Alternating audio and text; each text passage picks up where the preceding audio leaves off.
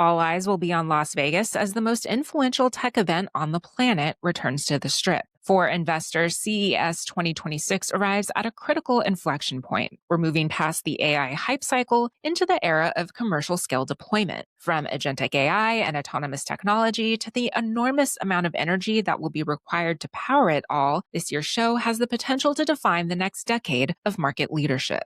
Here to break down the latest plans and all the tech trends to watch in 2026 is Gary Shapiro, CEO of the Consumer Technology Association and author of the book Pivot or Die: How Leaders Thrive When Everything Changes.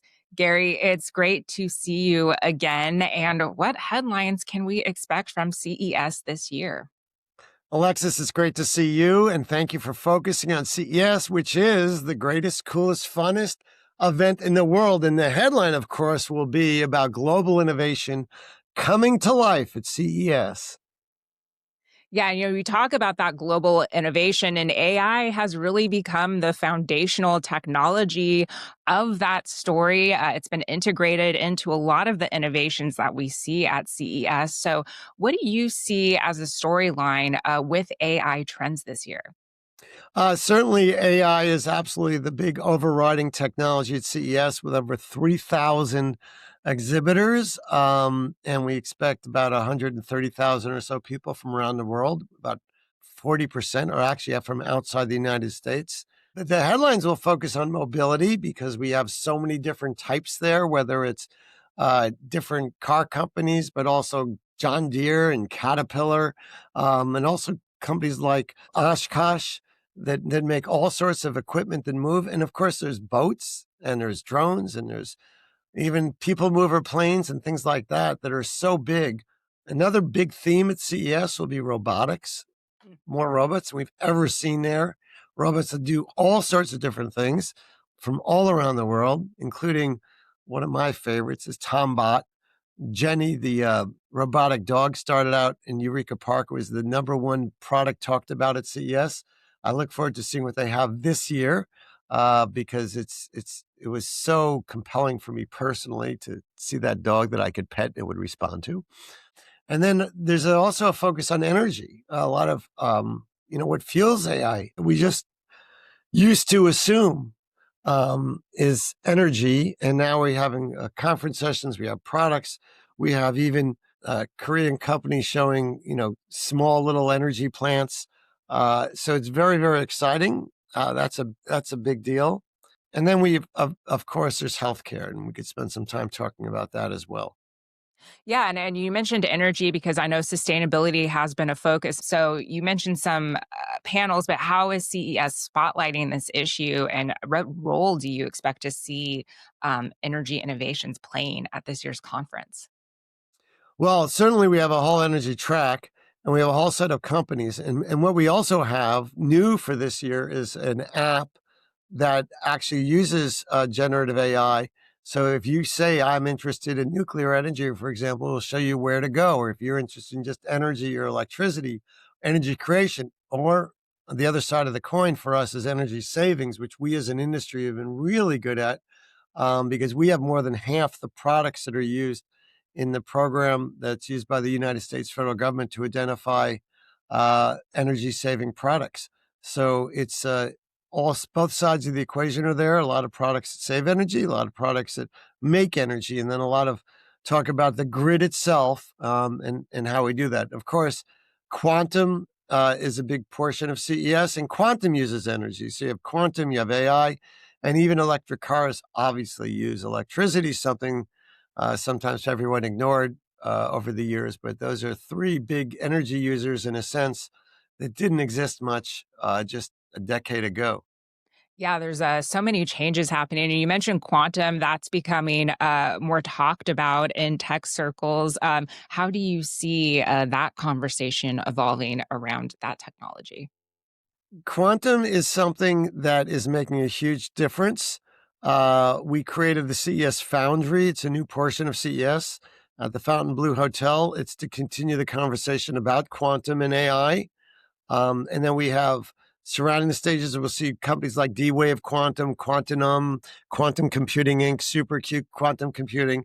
And that's one of the most exciting developments because it'll really allow us to solve some really super big problems that just require massive amounts of computing power. Instead of just zeros and ones, there'll be zero and something between zero and one, which allows logarithmically much faster computing to do millions of different problems simultaneously, and even to download like incredible videos in nanoseconds. So that's just a leap forward that's huge. And there'll be a lot of talk about how that gets incorporated in a different way. And there's also, it's very big in terms of information security, because quantum will obviously challenge security of all the computers in the world that exist today. But quantum will also be used to create the security for those same computers. And in the financial community and elsewhere, we see that. And we see a number of exhibitors talking about that at CES. No, and it's really interesting too to see the interplay between quantum and I think the blockchain also affected by that as well. Last year we talked about the regulatory climate around AI and energy, and just recently we saw the White House issue an executive order that aims to curb state AI legislation. How would you characterize maybe the policy climate around AI there in Washington, and where do you think that needs to head? The Trump administration has been very favorable to AI.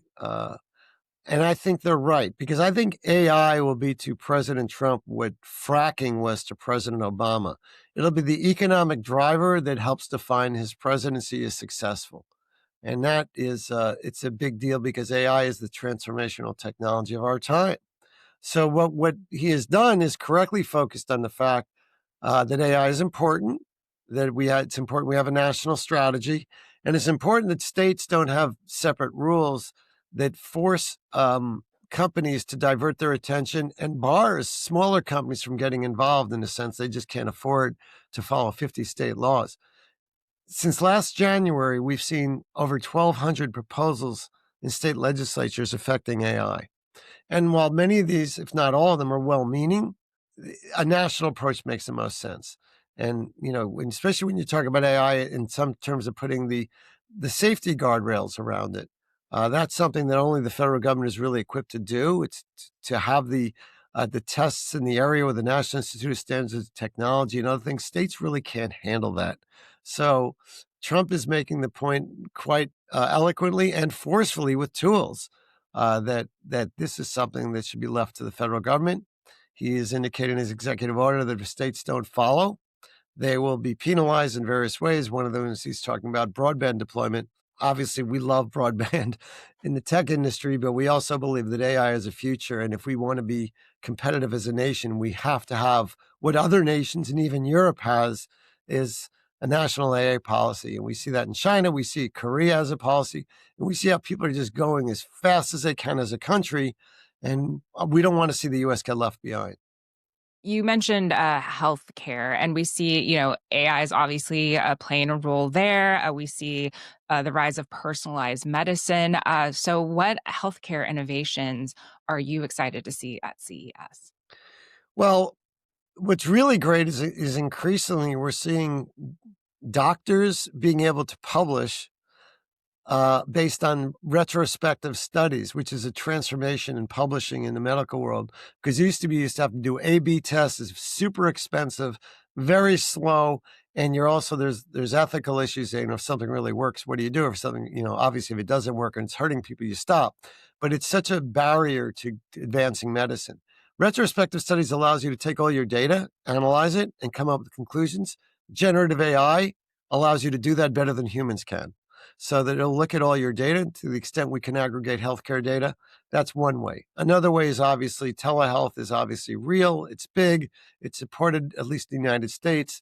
It's transformational and a greatly appreciated for by patients. And it's a big money saver and a fuel saver going back and forth from the doctor's office. And also it allows you to, hospital admissions, a lot of them are unnecessary or they come too late. It's getting that balance you could do. And that comes into the use of sensing devices and wearables. We'll see, for example, the CEO of Aura. A lot of people are wearing Aura rings or other wearable devices like Apple Watches and Google Fitbits. That has a lot of healthcare information, and that's transformational. We'll see a lot of that at CES, including the Aura CEO keynoting at CES. And then there's, in addition to telehealth and remote sensing and remote, even in hospital stays, there's more and more, rather than expensive equipment, you could put other things on patients. In addition to the research, some of the research being done is transformational in terms of what works and what doesn't. And the advantage of that research, to be very clear, is it allows you to hone in on a patient's gender, race, age, where they live, DNA, chromosomes, markers, prior history, reaction to other drugs, things like that, and get incredible results. This is like the exact opposite of what you would intuitively think about all the laws that say you can't do healthcare on the basis of any of those factors. This is patients that are willing to give the information, or they're willing to have it anonymized and shared, which we have found a great willingness to do, so that healthcare can move forward. And we're going to see more and more of that in terms of individual treatments in the future. And it will be transformational in terms of how we treat people, what we treat, because being married to a doctor and going to a lot of medical conferences, let me tell you, it is not what you think it is. A lot of the healthcare decisions are being made on the basis of what a doctor recalls from when they were taught, and getting them to change is challenging. And it takes so much money for the drug companies and others to do it. That use of technology, and this is what the Trump administration is looking for. That's why the Trump administration will be well represented at CES. They're going to see those transformational changes in healthcare and what you could do with sensing devices when you could gather and aggregate information and also protect the privacy of the people that have it. It'll be amazing. Yeah, truly tailored medicine there, Gary. And, so many of the big economic themes that we see, or at least the stock market winners we see, all get their start at CES. So, what are you personally excited to see this year?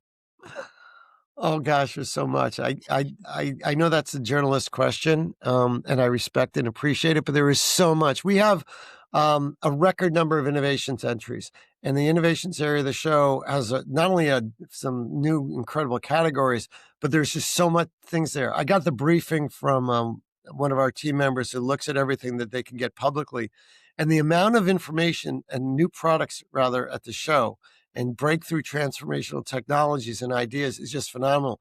I mean, we talked about the energy, we talked about robotics, we talked about healthcare.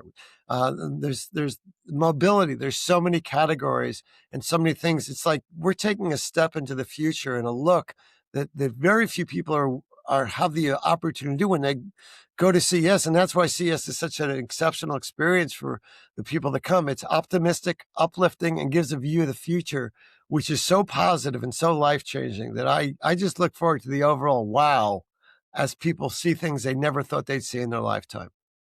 Well, Gary, thank you so much for your time and have a great CES. Thank you. I look forward to seeing you there.